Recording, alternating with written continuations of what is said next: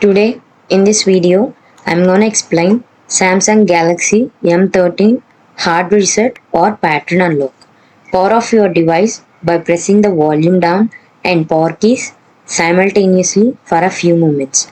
Press the volume up and power buttons together.